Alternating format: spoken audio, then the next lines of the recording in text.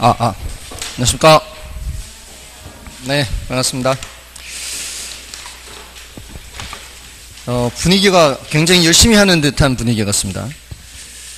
굉장히 열심히 풀고 계셨는데, 아직 답은 안 맞춰보셨죠?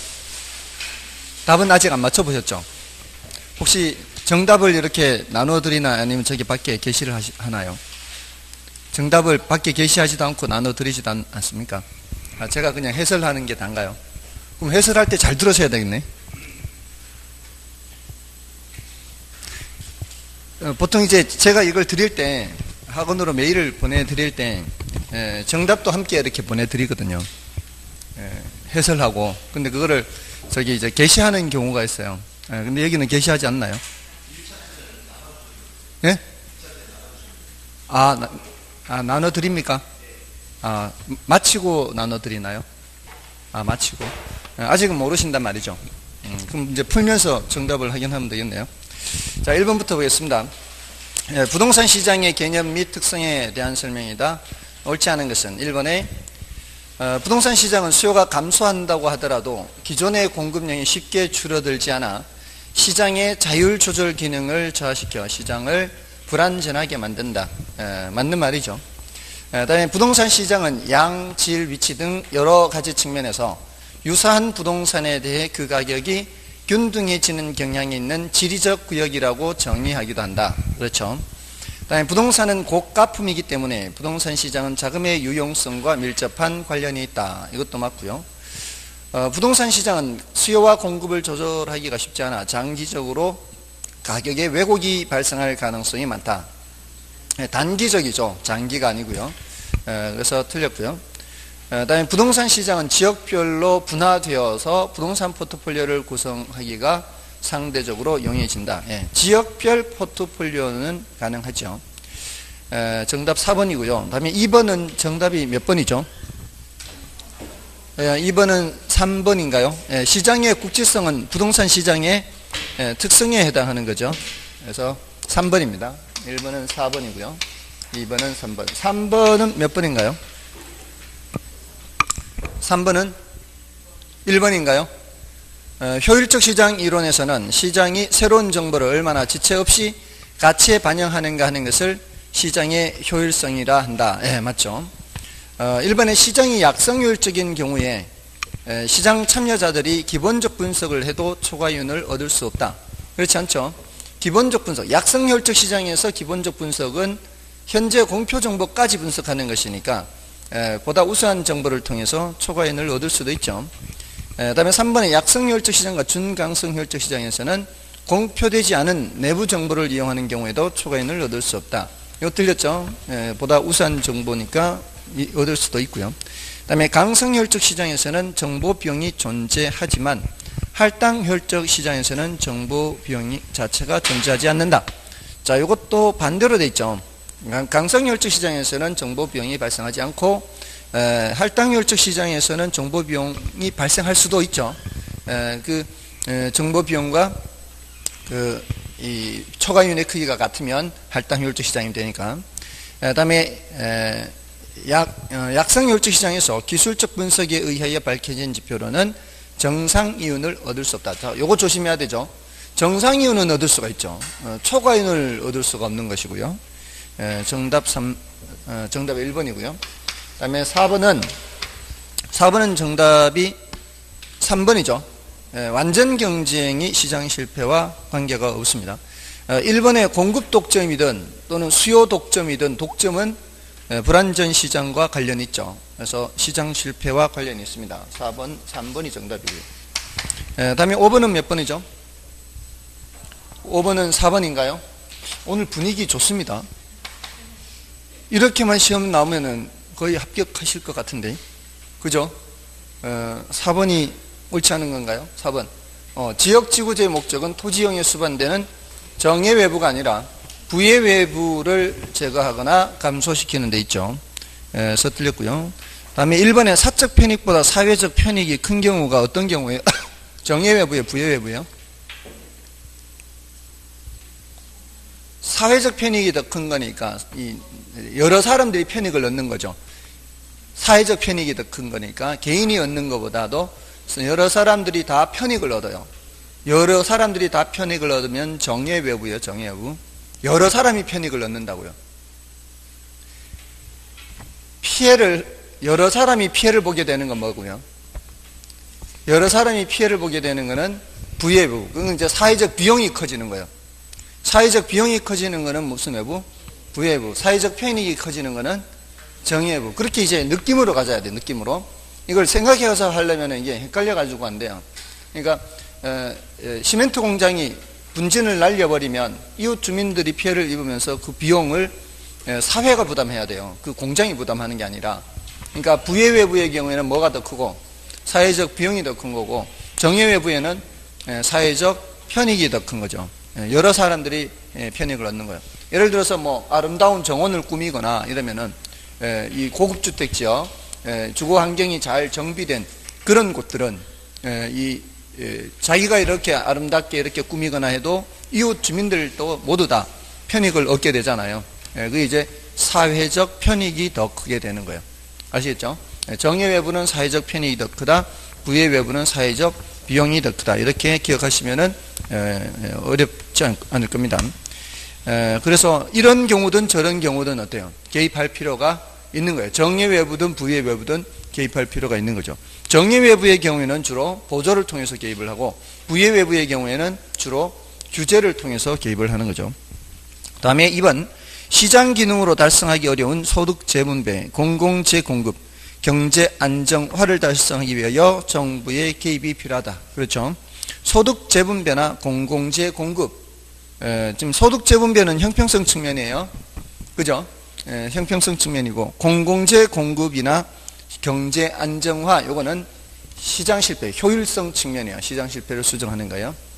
다음에 토지 소유자 입장에서 효율적인 토지 이용이라 할지라도 주변 토지 이용과의 공간적 부조화가 생길 수 있기 때문에 정부의 개입이 필요하다. 그렇죠? 이건 시장에서 해결이 안 되니까 개입이 필요한 거죠. 그 다음에 부동산 시장은 정부의 비대칭성으로 인해 시장 기구의 효율성이 달성되지 못하기 때문에 정부의 개입이 필요하다. 이것도 맞는 말이죠. 정부의 비대칭성, 시장 실패 원인입니다. 다음에 그래서 5번, 4번, 6번은 부동산 시장에 대한 정부의 공적 개입과 관련된 설명 중 틀린 것은 1번에 불안전 경쟁으로 인한 시장 실패 문제를 보완하기 위해 정부가 시장에 개입할 수 있다. 맞고요. 공공재와 외부 효과로 인한 시장 실패 문제를 보완하기 위해 정부가 시장에 개입할 수 있다. 맞고요.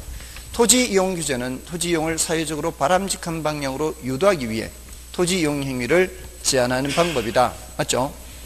이거는 이제 대표적인 게 지역지구제죠. 그 다음에 4번은 정부의 시장 개입은 정부가 의도하지 않는 부작용이 나타나는 등 실패할 가능성도 있다. 자, 이거는 뭘 나타내는 거예요? 정부 실패를 나타내는 거죠. 부동산 시장에서 정보가 불안전하더라도 자원 배분의 효율성이 달성된다. 이게 틀렸죠? 불안전 정보 또는 비대칭 정보는 시장 실패 원인입니다. 6번은 5번이 정답. 그 다음에 7번은 공공부문이 직접 공급자나 수요자의 역할을 수행하면서 부동산 시장에 개입하는 방법은 이거는 2번이죠. 2번이 정답이에요. 뭐 이거 뭐 볼 것도 없네요. 다른 거는 다 간접 개입이라고 볼 수 있죠. 그다음에 이제 8번 토지은행 제도에 대한 설명으로 틀린 것은 비축 토지의 용도가 불분명 상태에서 매입할 경우에는 정부 자체가 투기자의 역할을 하는 경우가 있다. 그렇죠? 정부가 투기를 조정할 수가 있고요. 그다음에 공공재나 공공시설을 위한 토지를 저렴하게 그리고 적시에 공급할 수 있으며 공공가치 또는 개발 이익을 사회에 환원할 수 있다. 가능하죠. 미리 쌀 때 사두기 때문에 땅값이 올라가더라도 그것이 사회로 환수가 되는 거고요. 공공개발용 비축이 있고 수급조절용 비축이 있잖아요. 그래서 공공개발 목적으로 이렇게 저렴하게 적시에 공급할 수 있어요.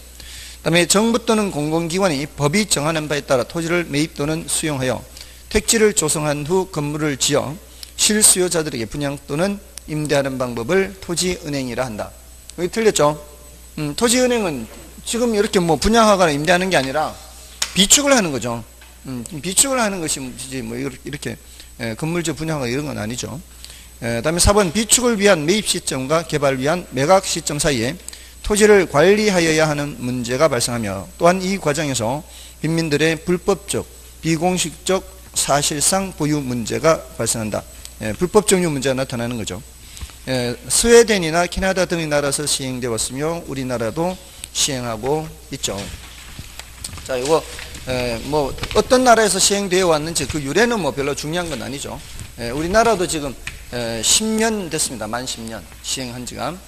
다음에 이제 외부 효과에 대한 다음 설명 중 옳지 않은 것은 일반 외부 효과란 어떤 경제 주체의 행위가 제3자에게 의도하지 않는 손해나 이익을 미치지만 그에 대한 대가를 주거나 받지 않는 현상을 말한다. 맞죠? 다음에 정의 외부 효과가 존재하는 경우 개발 유치 현상이 나타날 수 있다. 맞고요. 다음에 부의 외부를 발생시키는 시멘트 공장에 대해 규제를 하면 인근의 부동산 가격이 상승할 수 있다. 그렇죠? 외부 효과는 생산과 소비 과정 모두에서 나타날 수 있다. 가능하죠. 생산 과정에서 외부 효과, 소비 과정에서 외부 효과. 다음에 5번에 공급 부족으로 가격이 상승하는 것도 외부 효과의 A다. 자, 이거는 아니죠. 시장에서 수요 공급에 의해서 공급이 부족해서 가격이 올라가는 건 이거는 당연히 시장 내부 현상이에요. 그래서 5번이 정답이에요. 다음에 10번은 공공재에 관한 다음 설명 중 옳지 않은 것은 1번 공공재는 비배제성과 비경합성의 성질을 갖는 재화이다. 맞고요. 공공재의 비배제성으로 인해 그 시장 생산을 시장에 맡기는 경우 무임승차 현상이 나타난다. 맞죠? 다음에 공공재의 비경합성으로 인해 소비에서의 규모의 경제가 나타난다. 이것도 맞고요. 공공재 생산을 정부가 담당한다면 이것은 효율성 측면에서 정부가 직접 시장에 개입하는 것이라 할 수 있다. 맞죠? 효율성 측면이죠. 자원 배분을 효율적으로 하기 위해서 개입하는 겁니다. 다음에 공공재 생산을 시장에 맡기는 경우 적정량보다 많이 생산되는 게 아니고요. 적게 생산되는 비효율이 발생합니다. 정답은 5번이죠. 별로 어렵지 않죠? 자, 오늘은 어디부터 할 차례인가요? 이제 주택정책, 그 다음에 토지이용 규제가 있죠.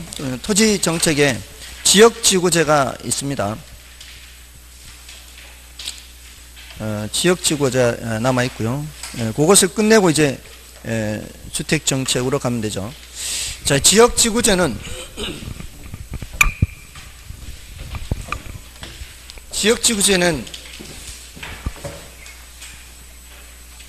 지역지구제 목적이 제일 많이 출제됐어요. 오늘 문제에서도 사실 언급이 됐는데 지역지구제의 목적이라는 게 부의 외부 효과를 제거하기 위한 거죠. 이게 가장 큰 목적입니다. 그 다음에 효과가 있는데 효과는 중요도가 낮아요. 중요도가 낮아서 지난번에 한번 말씀드린 정도면 돼요. 그 다음에 이제 지역지구제를 시행하는 과정에서 나타나는 문제점과 그에 대한 대책, 오히려 이쪽을 더 기억을 하시는 게 낫습니다. 지역지구제의 목적은 부의 외부 효과를 제거하는 거죠. 부의 외부 제거. 서로 좋지 않은 영향을 미칠 수가 있죠. 혼재돼 있으면. 주거용, 상업용, 공업용, 목축용 이런 여러 용도의 토지, 여러 용도들이 한 지역 내에 한꺼번에 혼재돼 있으면은 서로 좋지 않은 영향을 미칠 수 있죠. 그래서 부의 외부 효과를 제거하기 위한 거예요. 근데 여기에 부의 외부 효과를 제거하는 게 효율성 측면이 형평성 측면이에요. 효율성 측면, 이거는 이제 효율성을 높이는 거죠. 효율성을 높이는 정책인데 그 과정에서 뭐를 해칠 수 있는 거예요? 형평성을 해칠 수가 있는 거죠. 그 형평성이 지역 간 형평성이에요. 지역 간 형평성 문제가 나타나는 거죠. 그래서 거기에 대한 대책으로서 뭘 얘기하는 거예요? TDR, 개발권 양도제를 얘기하는 겁니다. 그리고 어떤 문제가 있는가 하면 경직성 문제가 있어요. 경직성 문제에 대한 대책으로 이제 용적률 인센티브 제도 같은 게 있어요. 이 경직성 문제는 이런 거죠. 우리가 이제 어떤 지역을 규제를 할 때 건폐율, 용적률 이런 걸 규제를 한단 말이에요. 주거지역은 건폐율이 50%에서부터 70%까지, 상업지역은 건폐율이 70%에서부터 90%까지 이런 식으로 이렇게 그 지역별로 규제를 하죠. 전용 주거지역은 건폐율이 50% 이런 식으로 범위 내에서 또 일반 주거지역은 원칙이 이제 60% 범위 내에서 이렇게 정한단 말이에요. 근데 모든 주거지역, 모든 일반 주거지역, 모든 전용 주거지역이 다 똑같지는 않을 거 아니에요. 그 상황에 따라서 뭔가를 달리 적용할 필요가 있지 않겠습니까? 근데 그런 것들을 획일적으로 지정하게 되면은 무슨 문제가 있어요?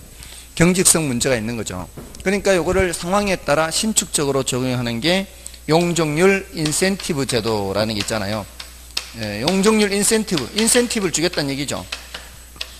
그래서 뭐 녹지 공간을 확보한다거나 또는 공개 공지를 제공한다거나 하면은 용적률을 더 높여줘서 더 높게 짓도록 하는 거죠. 그런 이제 제도가 있고요. 이런 것만 있는 건 아니죠, 사실은. 우리 이제 지금 여러분들이 공법에서 배우시는 것 중에 입지 규제 최소 구역 같은 거 있죠. 또는 지구 단위 계획 같은 거. 이런 것들이 제가 예전에 공부할 때는 없었어요. 그런 정책들이. 그 새로 생긴 이유가 어떤 새로운 상황 변화에 대해서 뭔가를 좀 더 신축적으로 적용하기 위해서는 기존의 지역지구제만으로는 해결이 안 되는 거죠. 그러니까 이제 지구 단위 계획이라든가 또는 입지규제 최소구역 이런 것들이 들어간 거예요. 그런 것들도 다 이 기존의 지역지구제의 경직성 문제에 대한 대책으로 들어갔다 보시면 돼요. 지구 단위 계획 같은 거. 이제 우리 법적으로는 지구 단위 계획이라 하는데요. 이걸 이제 개론에서는 계획 단위 개발 이렇게도 표현해요. 계획 단위 개발. 계획 단위 개발. 여러분들 서울 지역에 예전에 왜 뉴타운 붐이 있었죠. 뉴타운. 그 뉴타운이라는 게 이런 이 지구 단위 계획, 이런 계획 단위 개발이라고 생각하시면 돼요. 그런 것들이 그런 지구 단위 기획 구역의 경우에는 용적률 같은 걸 좀 더 신축적으로 적용하지 않나요? 혹시 여기는 1차만 다들 공부하시나요? 지구 단위 계획 지역 내에는, 구역 내에는 좀 더 용적률을 좀 신축적으로 적용하지 않나요? 그런 거 있어요. 그런 거 있다고 생각하세요. 이게 그런 경직성 문제에 대한 보완으로 나오는 거죠. 이런 것들이 다 경직성 문제에 대한 보완이고요. 사실 예전에 비해서 많이 보완이 된 것이 여러분들이 지금 배우시는 게 원칙적으로 용적률 50% 범위 내에서 조례에 의해서 조정할 수 있죠. 이게 50%, 60%, 70%가 이게 한도죠, 한도. 그 범위 내에서 조례로 조정할 수 있잖아요. 조례는 지방자치단체가 하는 거죠. 그 지역 특성에 맞게 조정할 수 있어요. 근데 제가 예전에 공부할 때는 지방자치제가 없었잖아요. 지방자치제가 몇 년도부터죠? 90몇 년도부터인가? 그죠? DJ 전인가 하여튼 그때부터 시작됐거든요. 그 직전에 제가 공부를 했거든요. 지방자치제가 시행되기 직전에. 그러니까 이 조례라는 게 없는 시절이었어요. 조례라는 게 없으니까 어떻게 해요? 법으로 다 그냥 획일적으로 지정을 하는 거죠. 그러면 지역별 특성을 살릴 수가 없는 거죠. 그래서 지금은 조례를 통해서 지역별 특성을 살릴 수 있어요. 이런 경직성 문제에 대한 보완이 되죠. 또 어떤 경직성 문제가 있는가 하면은 이런 경직성 문제 말고요. 계획이라는 게 이제 다 도시 관리 계획으로 이루어지죠.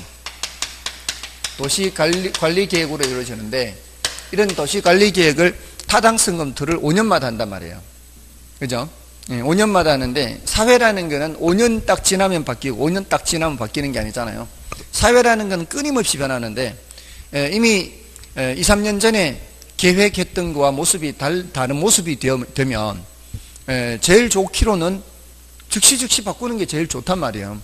근데 아직 2, 3년밖에 안 됐으니까 타당성 검토를 하려면은 더 있어야 될 거 아니에요. 그러니까 상황은 바뀌는데도 즉각 바꾸지는 못하거든요. 그러니까 상황 변화에 따라 즉각적으로 대응할 수는 없어요. 그러니까 그런 이제 경직성 문제도 있는 거죠.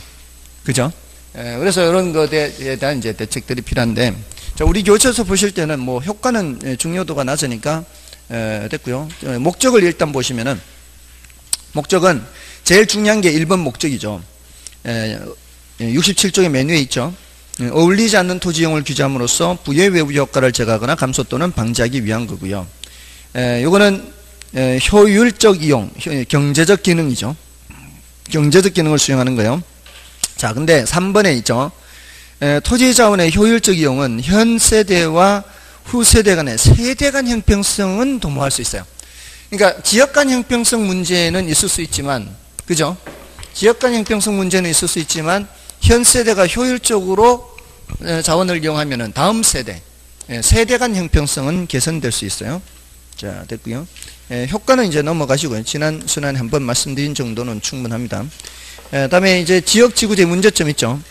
자, 여기서 이제 문제점에 형평성 문제가 있는데요. 괄호 속에 사전적 독점의 문제 이렇게 있는 거 있죠. 그 사전적 독점의 문제는 형평성 문제와 같은 거예요.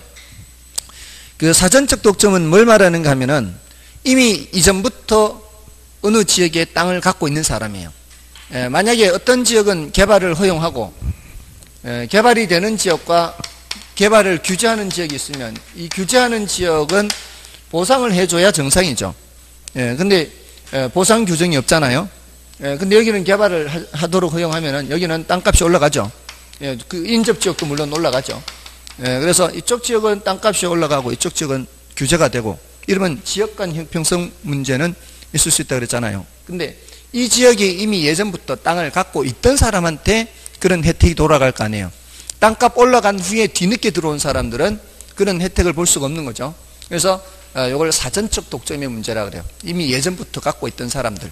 그래서 그런 초과 이윤이 귀속되는 거는 이전부터 갖고 있던 사람한테 귀속된다. 이게 이제 형평성 문제와 같은 거요. 거기서 말하는 형평성 문제는 이제 지역 간 형평성 문제를 말하는 거죠. 그래서 1번, 2번은 이제 형평성 문제라고 보면 돼요. 동그라미 1번, 2번은. 근데 3번, 4번, 5번은 모두 다 경직성 문제예요.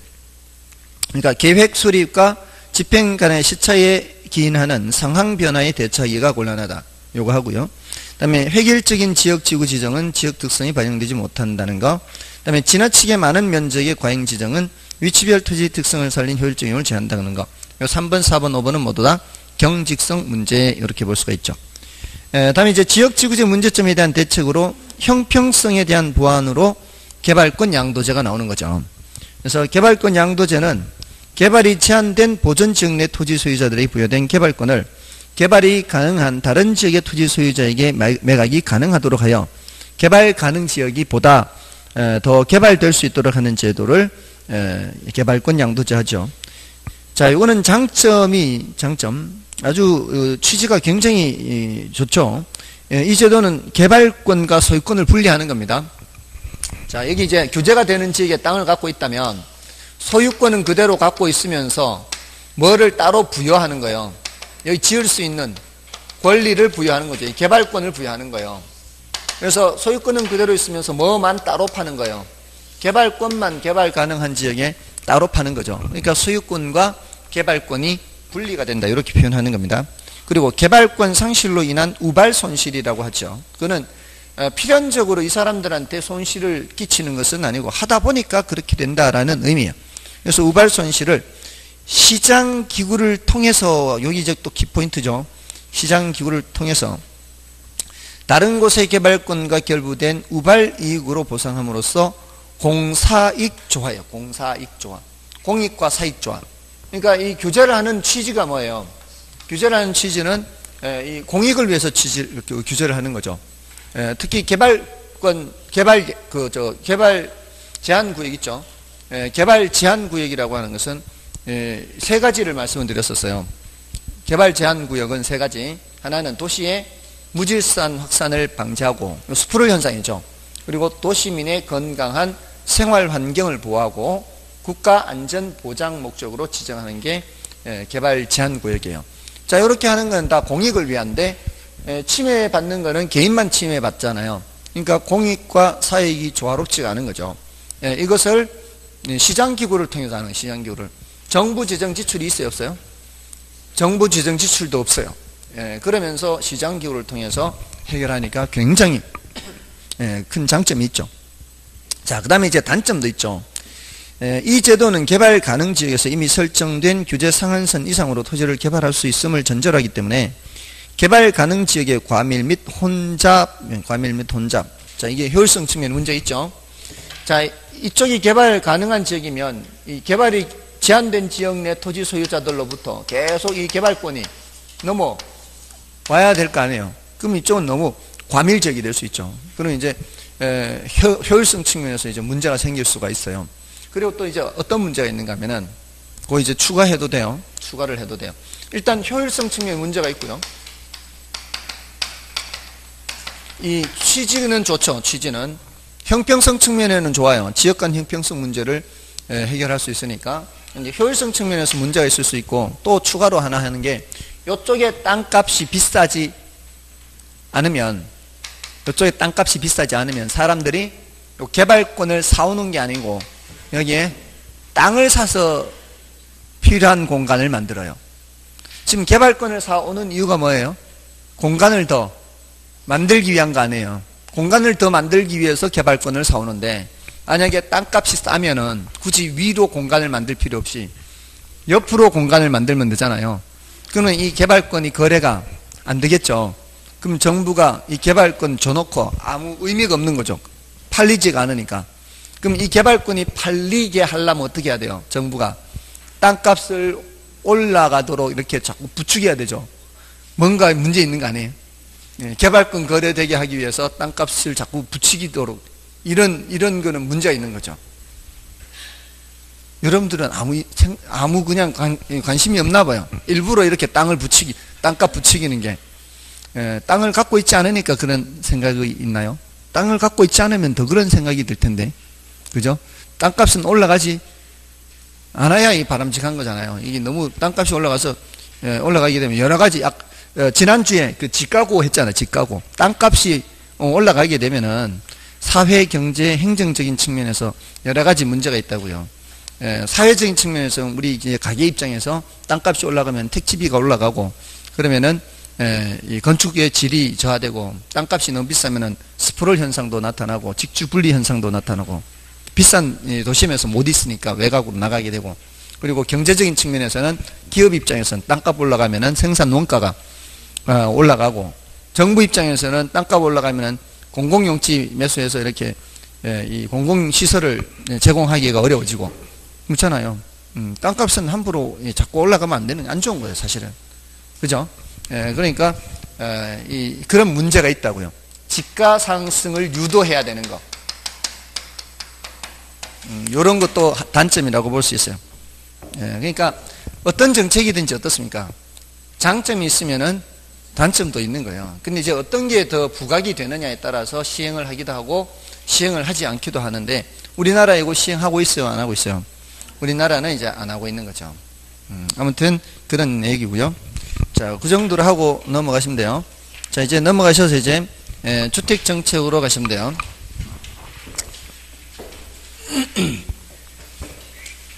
자, 이 주택 정책은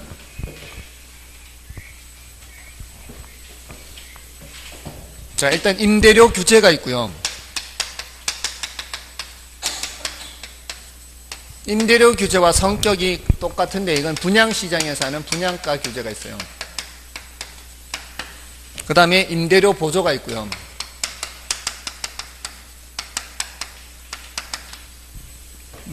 이제 중요한 거죠. 이 중요한 주제들이에요. 임대료 보조를 하면서 여가 현상을 함께 공부해요. 여가 현상. 그 다음에 공공임대주택 공급을 하고요. 이거 이제 처음 말씀드리는 거예요. 이거는 뭐 중요도가 그렇게 높지 않지만 한 번 정도는 이제 말씀을 드리는 거고요. 그 다음에 부동산 조세가 있어요. 조세. 자, 요걸 해야 돼요. 요거 이제 정책에서 몇 개 없죠? 몇 개 없어요. 얘네들을 다 이제 무슨 분석을 해야 되는가 하면 이제 수요 공급 얘기를 해야 돼요. 정부가 시장에 개입하는 거 공부하고 있어요, 지금. 조금 전에 지역지구제도 정부가 시장에 개입하는 것 중에 이제 토지이용 규제로 들어갔는데, 어떤 형태로든 정부가 시장에 개입하게 되면은 수요 공급에 영향을 미쳐요. 근데 지역지구제에서의 효과는 중요도가 좀 낮아요.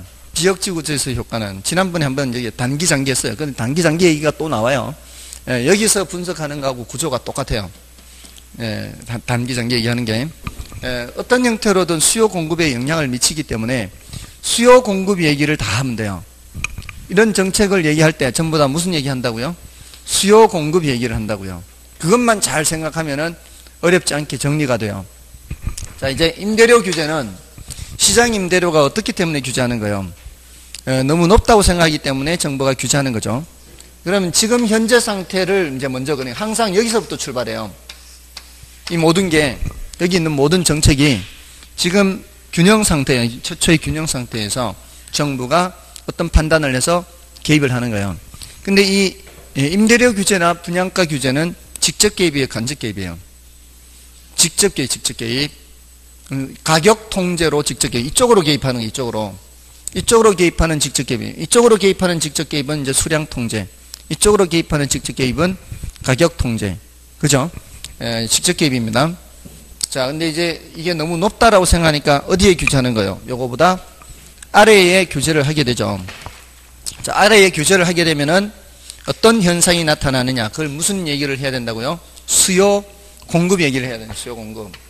이렇게 아래에 규제를 하게 되면은 수요자 입장에서는 이 말이에요. 임차인 입장에서는 이제 싼 임대료로 집을 얻을 수 있다는 생각에 수요를 어떻게 해요? 수요자들은 수요를 증가시키죠. 그죠? 더 넓은 평수를 찾아간단 말이에요. 그러면 공급자들 입장에서는 갖고 있는 임대인 입장에서는 더 원래 임대료만큼은 받아야 정상적인 이윤을 얻을 수 있는데 이제 이윤을 못 얻게 되는 그런 상황이 되죠. 그러면은 공급을 줄여요. 지금 당장 줄일 수는 없지만 이제 이렇게 생각하시면 돼요. 지금 당장은 아니더라도 주택이라는 게 서서히 낡아지기 시작할 거 아니에요. 그럼 이제 내일 헐고 새로 지으려고 마음먹은 사람들도 분명히 있을 거 아니에요. 그 중에는. 근데 그런 사람 중에는 어떤 의사결정을 내려요? 헐고 임대주택 지으려고 하던 의사결정을 다른 걸로 바꾼단 말이에요.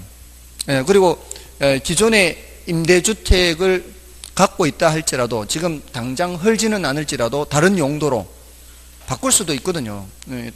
단독주택 지역 같은 경우에 요즘 보면은 헐고 이렇게 헐고 하는 게 아니라 인테리어 바꿔가지고 뭐 호프집 하기도 하고 뭐 카페 뭐 오픈하기도 하고 이렇게 한단 말이에요. 그러면 서서히 어떻게 해요? 공급이 줄어들게 된단 말이에요. 당장은 아니더라도 시간이 흘러가면 흘러갈수록 어떻게 해요? 공급 물량이 점점 많이 줄어요. 그거를 이렇게 생각하시면 돼요. 시간이 흘러갈수록 공급 물량은 이렇게 줄어든다. 시간이 흘러갈수록 수요량은 늘어난다. 이렇게 보시면 돼요. 그럼 시장에서는 어떤 현상이 나타나요? 초과 수요가 나타나요. 초과 수요. 이게 뭐예요? 집을 구하기가 어떻게 된다는 얘기예요? 집을 구하기가 어렵다는 얘기예요. 내놓는 집은 별로 없는데 찾는 사람들이 많아지니까 집을 구하기가 어려워요. 그러면 이 수요자들은 집을 구하기 어려우면은 이동이 저하돼요. 이동이 저하. 집을 못 가니까 이동이 저하돼요. 그럼 이사를 하기 힘든다는 얘기예요. 집을 못 가면. 그러면 먼 곳에서라도 다닐 수밖에 없어요. 교통비가 증가하게 되고 혼잡비가 증가해요. 이렇게 자연스럽게 연결이 돼요. 이동이 저하되는 이유가 뭐라고요? 집을 구할 수가 없으니까. 그래서 무슨 직장을 옮기거나 회사가 이사를 간다 할지라도 집을 구하기가 어려우면은 이사를 못 가는 거죠. 그래서 교통비가 증가하고 혼잡 비용이 증가하는 거예요. 자, 그리고 공급이 줄어드는데 지금 당장 용도를 바꾸지도 못하고 또 헐지도 못하고 이런 사람들은 어떤 현상이 나타나는가 하면은 이 투자를 기피해요. 이게 뭐 수리수선 같은 거를 잘 해주지 않습니다. 그러니까 투자를 기피하니까 어떻게 질적으로 저하된 질적으로 저하. 자, 그나마도 집을 구하기가 쉬워요, 어려워요? 그나마도 집을 구하기가 어려워요. 그러면 어떤 현상이 나타나는가 하면은 어쩌다가 하나 지금 이 중개사무소에 임대주택이 나오면은 그거 서로 차지하기 위해서 어떻게 해요? 또 웃돈을 얹어주고서라도 계약하려는 사람들이 분명히 나타나게 돼 있습니다. 나 돈 더 드릴 테니까 나한테 좀 세를 좀 놔주세요. 이런 식으로 이게 가격을 강제로 규제하는 경우에 그런 현상이 나타나요. 요거는 최고 가격을 규제하는 거예요? 최저 가격을 규제하는 거예요? 최고 가격을 규제하는 거예요. 가장 높게 받아도 요거보다 못 높게 하려고 하는 거 아니에요. 시장 임대료가 50인데 가장 높게 받아봤자 얼마? 40 이런 식으로. 무슨 뜻인지 아시겠죠? 자, 요거 표현을 잘 기억해야 돼요. 최고 가격을 어디에다가 규제해요? 시장 가격보다 낮게 규제를 하는 거예요. 낮게. 근데 우리 왜 최저임금제도 하죠? 최저임금제도는 균형 가격보다 어디에 규제할까요? 균형 가격보다 위에 규제, 위에. 최저임금이 지금 6천 얼마가 너무 낮다라고 생각하니까 오히려 이때는 정부가 높게 하는 거예요. 높게. 이렇게 해도 문제가 돼요. 높게 하니까 어떤 현상이 나타나요? 알바생들이 나 싸게 해도 되니까 나 좀 써주세요. 싸게 받아도 좋으니까 나부터 써주세요. 이런 학생들도 나타난다고요. 이렇게 시장에 강제로 규제하는 경우에 나타나는 부작용 중에 하나예요. 그러니까 이게 최고 가격을 규제를 해버리면은 어떻게 해요? 나는 더 드릴 테니까 나한테 세를 좀 놔주세요. 이런 현상이 나타난다고요. 그러니까 어디까지 올라가요? 여기까지 올라가요. 여기까지 더 이렇게 여기까지 튀어 올라가서 부딪힐 때까지 물량이 줄어들기 때문에 여기까지 올라가요. 그래서 예를 들어 60 하면은 시장에서는 어떤 현상이 나타나요? 이중 가격이 나타나요. 이걸 이제 암시장이라 그래요. 이런 거를 암시장. 그러니까 지금 알바생들이 나는 좀 싸게 받아도 좋으니까 나부터 좀 써주세요. 이것도 무슨 시장이에요? 이것도 암시장이 형성되는 거예요. 이렇게 이중 가격이 형성돼요. 이런 거를 이제 음성적 지불이라 그래요. 음성적 지불. 이런 부작용이 나타나는 게 임대료 규제예요. 그래서 이런 것들은 단기적으로만 시행해야 돼요. 단기적으로. 장기적으로 가면은 갈수록 부작용이 커져요. 단기적으로. 됐나요? 그러니까 단기적으로는 어느 정도는 효과가 있다. 이렇게 보시면 돼요. 단기적으로는 어느 정도 효과가 있다. 자, 그게 이제 임대료 규제요. 지금 70쪽에서부터 71쪽까지 걸쳐 있는 내용들입니다. 그거는 이제 여러분들이 확인을 해 주시면 되고요. 그 다음에 분양가 규제는 그래프가 똑같아요. 이 그래프가 지금 분양시장에서도 이 분양가가 너무 높다라고 생각하고 정부가 요거보다 낮게 규제하는 건 낮게. 평당 1,000만 원이 너무 비싸다. 그러니까 어떻게 해요? 평당 800만 원 이런 식으로 규제를 하는 거죠. 자, 이렇게 규제를 하면은 건설사 이제 수요 공급이 이제 건설사가 되는 거예요. 수요는 일반 우리 분양받는 사람들이고, 분양받는 사람들은 당연히 어떻게 해요? 싸게 분양하면은 수요를 증가시킬 거 아니에요. 너도 나도 분양 신청 다 하겠죠. 그렇지 않나요? 근데 공급자들은, 건설사 입장에서는 돈이 안 되면 공급 물량을 줄인단 말이에요. 공급 물량은 줄이고 수요는 똑같은 현상이에요, 이게. 다만 이제 이게 분양시장이라는 그런 차이가 있죠. 이 공급자들이 계속 공급 물량을 줄이게 되면은 수요자들은 더 많이 수요를 하려고 하고요. 그러면 결국은 가격이 어떻게 해요? 또 올라가요. 이렇게 올라가면 이제 여기서는 이걸 뭐라고 표현해요? 여기서는 시세 차익, 전매 차익이라 그래요. 여기서는 음성적 지불이라 그러죠. 여기서는 이제 전매 차익, 시세 차익이에요. 그러면 시장에서 초과 수요가 나타나고 이 전매 차익이 나타나요. 시세 차익. 자, 이러면은 사람들이 가만히 있겠어요? 여기 이제 수요가 증가할 때 어떤 수요가 들어오는가 하면은 투기적 수요가 들어와요. 투기적 수요. 그래서 투기적 수요가 많이 개입을 하게 되면은 이 사람들이 다른 사람 이름을 사서 들어오는 거죠. 통장 사가지고. 그래서 지난번에도 저거 하면서 강남에 몇 억짜리 이렇게 이제 신청하는데 당첨되면 뭐 1억이 남네, 2억이 남네. 이러니까 많이 이제 사람들이 줄을 서서 신청을 했잖아요. 당첨이 됐는데 뭐 20몇 살 된 젊은 사람도 뭐 당첨이 됐다 해서 다 이제 조사를 한다고 얘기를 하는데, 아무튼 그렇게 이제 그런 것도 잠깐뿐이죠. 잠깐 뭐 이렇게 매스컴 타면 그때 잠깐 뭐 조사를 하고 하는데, 사실상은 이게 그렇게 크게 조사가 안 되는 거죠. 완벽하게 적발이 되는 게 아니니까 남의 통장 사가지고 그렇게 들어오는 사람이 많아요. 그러면은 당첨 확률이 그 사람들이 더 높거든요. 그 사람들은 한 사람 것만 사는 게 아니라 여러 사람 거를 사가지고 들어오기 때문에 그런 사람들이 당첨이 돼버리면 빈익빈 부익부 현상이 더 커지게 되는 거죠. 심해지는 거죠. 그러니까 가진 사람은 점점 더 가지게 되고 갖지 못한 사람은 이 사람들한테 가서 피 주고 사야 되는 그런 상황이 나타나는 겁니다. 그래서 이게 빈익빈 부익부 이런 부작용이 더 많이 나타나는 거죠. 이런 부작용이 나타나니까 이것도 단기적으로 시행해라 이런 말이 나와요. 장기적으로 하지 말고 여러 가지 부작용이 많아요. 그래서 분양가를 그래서 자율화하라는 말이 나오는 거죠. 분양가를 자율화하게 되면 어떻게 하라는 얘기예요? 여기 이제 여기서 거래되도록 하라는 얘기죠. 여기서 거래되도록. 분양가를 자율화하게 되면은 분양가가 어떻게 돼요? 분양가가 올라가겠죠. 분양가가 올라가게 되면은 공급이 늘어나겠죠. 그래서 공급량이 이렇게 늘어나는 거예요. 분양가 올라가면 이제 이게 반대로 역전되는 거죠. 그러면서 수요하려는 사람은 줄어들겠죠. 투기적 수요가 줄어든 거예요. 가격이 올라가니까 이제 시세 차익을 못 얻게 되는 거죠. 점점 전매 차익을 점점 못 얻게 되니까 투기적 수요는 줄어들고 공급량은 늘어나서 여기서 이제 균형에 달성되는 거죠. 자, 이렇게 되면은 그 투기적 수요는 줄어들지만 분양을 받으려는 사람 입장에서는 이제 싼 값에는 분양을 못 받죠. 그러니까 싼 값에는 분양을 못 받기 때문에 소득 수준이 안 되는 사람들은 집을 구하기가 이제 어렵죠.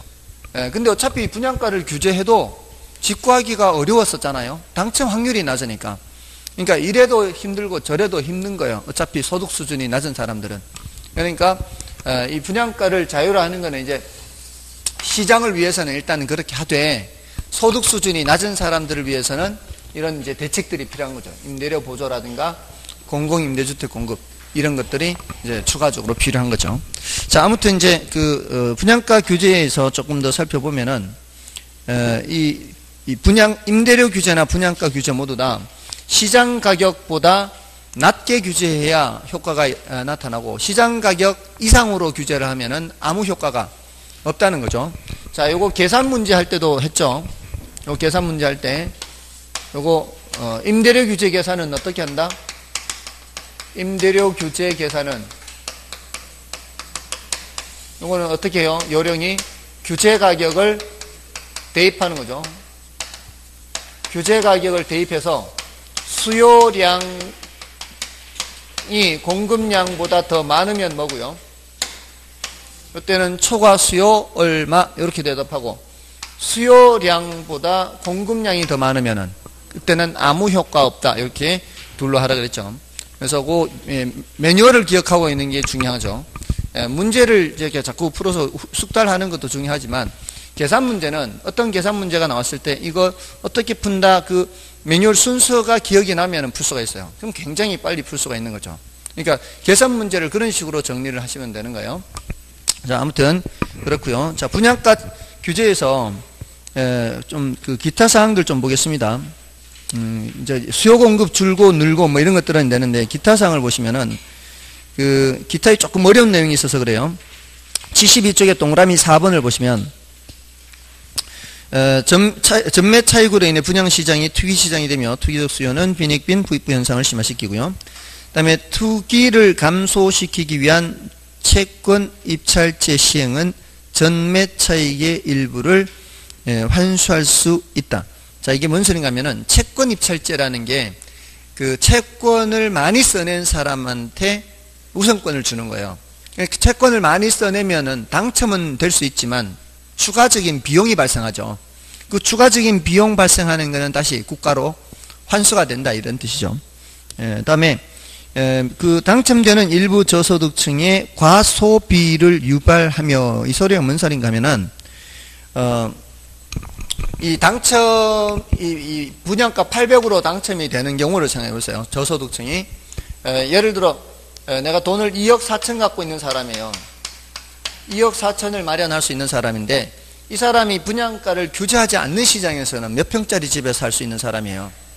분양가를 규제하지 않으면은 이 돈 가지고 살 수 있는 집은 24평짜리 살 수 있잖아요. 근데 분양가를 규제하면 이 사람이 몇 평 신청하겠어요? 24평 신청하는 게 아니고 30평짜리 신청하겠죠. 당연히. 그러지 않겠어요?